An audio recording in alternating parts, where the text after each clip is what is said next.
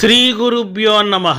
ప్రయాగక్షేత్ర ప్రాశస్త్యాన్ని అగ్ని, మత్స్య, కూర్మ పురాణాలు విపులంగా వివరిస్తున్నాయి. క్షీరసాగర మదనంలో లభించిన అమృత భాండం తీసుకుని విష్ణువు తరలి వెళ్లే సమయంలో మార్గ మధ్యంలో హరిద్వారు, ఉజ్జయిని, నాసిక్కు, ప్రయాగరాజు అనే 4 ప్రదేశాలలో అమృత బిందువులు చిలకరించాడట.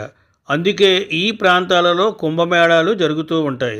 12 కుంభమేళాలు పూర్తయ్యాక మహాకుంభమేళ ప్రయాగరాజులో జరుగుతుంది. అందుకే ప్రయాగరాజుకు అంతటి ప్రాశస్త్యం. పద్మపురాణం ప్రకారం ప్రయాగరాజు మాఘస్నానం అత్యంత పవిత్రమైనదని తెలుస్తోంది. ప్రజాపతి బ్రహ్మ ప్రయాగరాజులో అనేక యాగాలు చేయడం వల్ల ఈ ప్రాంతానికి ప్రయాగ అని పేరు వచ్చిందని తెలుస్తోంది.